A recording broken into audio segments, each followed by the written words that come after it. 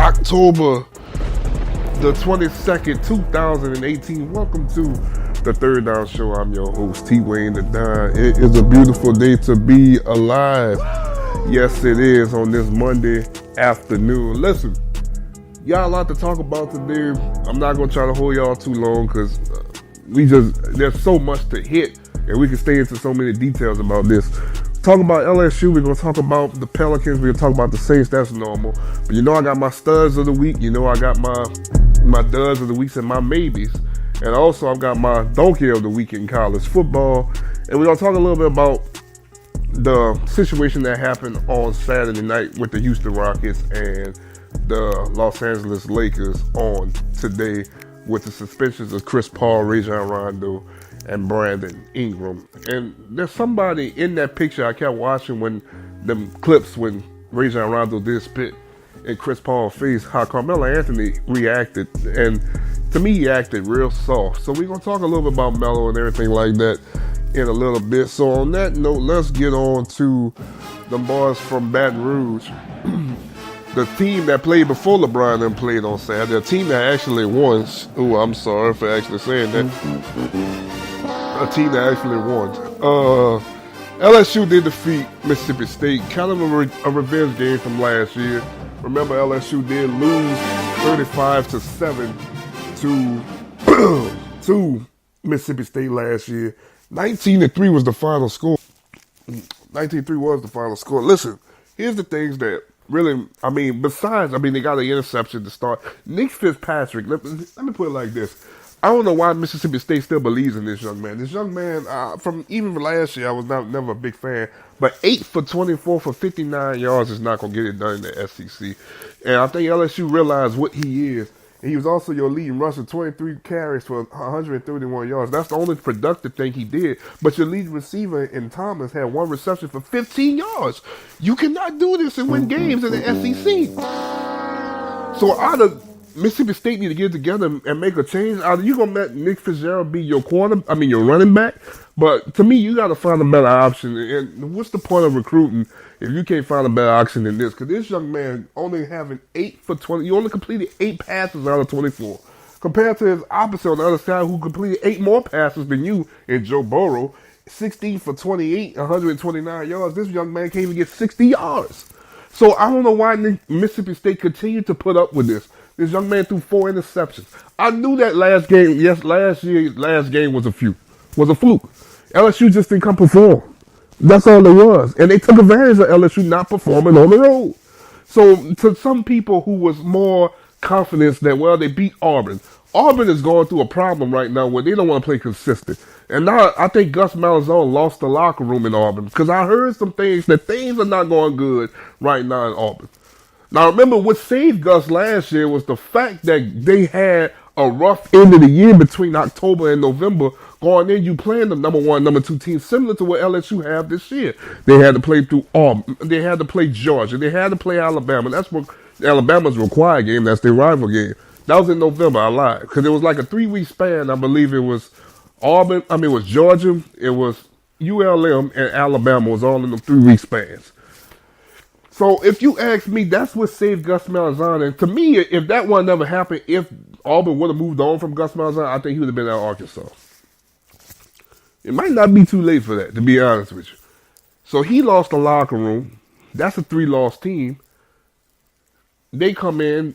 They have, don't get me wrong, Mississippi State defense is very solid. I respect the hell out of their defense. If there's anything, give them a kudos for that. They have a solid defense because you know what? You limited LSU to only 1 touchdown in this ball game. That's it. And that's only because they called it interception and they put it on the 2 and you was right there and they punched it in. Other than that, you did not give up any other touchdown. And that's just my disappointment when it comes down to LSU this year. The lack of consistency, the lack of executing on offense, the lack of red zone production. And these have been some of the same stories I've been preaching about since Miami. And now we going into the bye, getting ready for Alabama. So I don't know,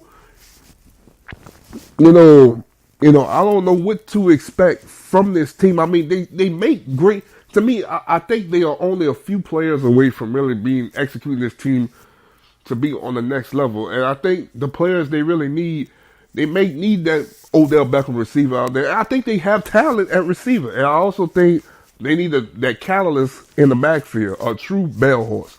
No disrespect to Nimber Stepping and Edwards, no disrespect to them at all. But I just think they don't have what Darius Geis and what Leonard Fournette and Jeremy Hill has have. And that's what fans of LSU have even accustomed to. I think they're more like Stephen Ridley and Spencer Ware. And not even to a degree when you look at, maybe you can say Stephen Ridley and Spencer Ware, possibly, you know. But I think LSU got so accustomed and is a luxury to have guys like Hill, guys like Fournette and Darius Geis. And for once, we don't have that. So that's my biggest thing. I want to see how they're going to go forward with this, man. Like, you have to execute, to me, even when you play Alabama, because Alabama haven't played nobody like the NFL star talent that you're going to have. Now, Devin White's going to be suspended for targeting the first half of this game. So that's going to be an impact to me in that first half. And to me, it might play in their favor if they keep it close and he's going to be fresh and ready to go in that third quarter. So if you ask me, and this is what I'm thinking, and this is what I want to know, this is what I'm thinking. The looks that two are going to have is going to be similar to the looks. I mean, I believe Georgia's shown. I mean, that's probably the best team he ever played would be Georgia. And he lit them up in the second half. But that was a neutral site game. You on the road against 100,000 people. And we're going to be talking about this until it happens, you know. Might touch a little bit on on Friday, just a little bit before I really get into it next week. But one thing I want to know is how LSU going to respond now? Like, they know what's at stake now. They are in the college football playoff. If the season ended today, they punching their ticket to play Alabama out, I think, at the Cotton Bowl or I can't remember what other bowl it is right now. But they playing Alabama right now. So really and truly, you get a chance to really solidify yourself to be back in the picture. This can't get no better than this. This is as close as we gonna get to that 1-2 matchup back in 2011. Cause this is your playoff picture right now as we speak. We ain't gotta wait till the SEC championship game. We gonna catch it right now, right freaking now. So I want to see, are they gonna? To me, because I think LSU gonna have to show something else to Alabama to really get them to be prepared.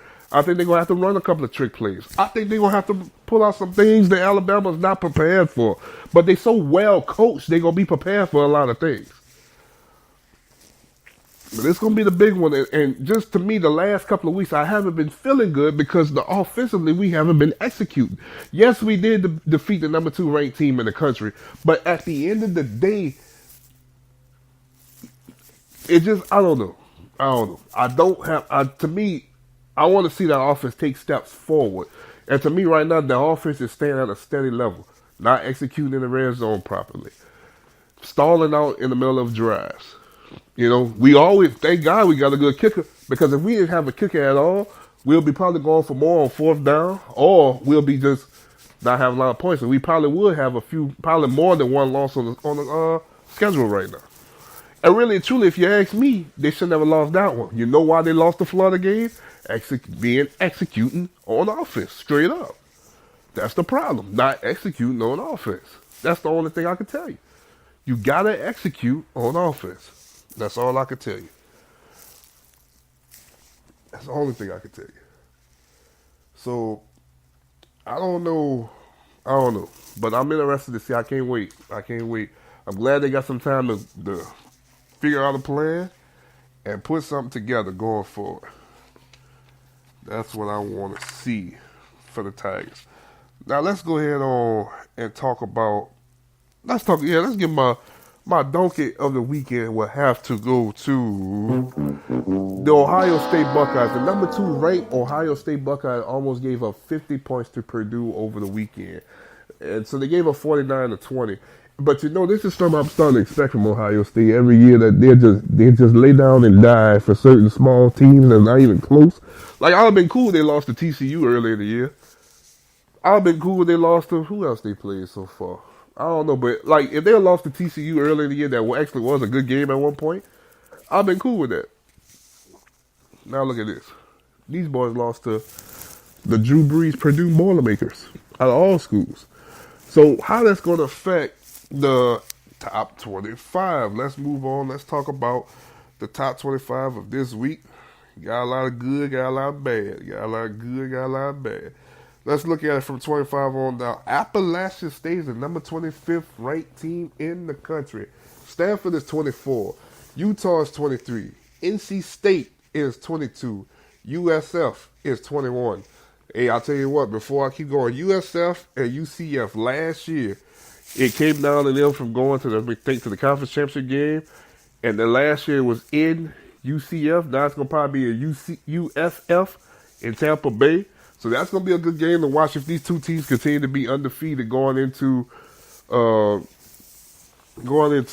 Thanksgiving. That's going to be a hell of a good game. Wisconsin 20, Oregon is 19, Iowa is 18, Penn State 17, Texas A&M is 16, 15 is Washington, 14 is Washington State, 13 is West Virginia, 12 is the Kentucky Wildcats. Ohio State is 11. UCF is 10. Florida is 9. Oklahoma is 8. Georgia is 7. Texas is 6. 5 is Michigan. 4 is LSU. 3 is Notre Dame. 2 is Clemson. And 1 is Alabama. So you see where Ohio State falls to 11. And which I think they can still get back in, but it's to me now when you start to look at it, because Notre Dame is the only independent. So now you got 2 SEC schools in the top 4, an independent and the ACC school. And how it's looking right now, I'm gonna tell you something. I'm gonna tell you, Clemson got to win out to make sure they solidify themselves as a chance. But Notre Dame always make their schedule like, because to me, what's going to save Notre Dame is when they went to Michigan early on, got the win in Michigan week 1. Well, they played Michigan early on this year. They beat them week 1. And I think if anything come down to, I think that's what's going to hold Michigan back if trying to get in, if you ask me. That's probably will hold them back to get in. But you never know what can happen. Texas got the win over Oklahoma this year. So it's getting real. These one-loss teams, and LSU's the highest one-loss team right now. But it makes me wonder a little bit, if they do lose to Alabama, and if it's a close game, how much love they're going to give to LSU? How far will they fall? Makes you wonder a little bit. It makes you wonder because they do have 4 top 25 wins this year. I don't think nobody else in the country is coming close to what they have, and still got to play A&M, and they still have to play another rival in Arkansas, who I don't know they're not having the best of the years, but at the end of the day, you don't sleep on a rival at all. So after Alabama, feel like you could take a little small breather playing Arkansas. You got to play Rice, you got to play Texas A&M, but you don't breathe on that, man. You don't breathe. You still keep the foot on the pedal. You keep it on the pedal.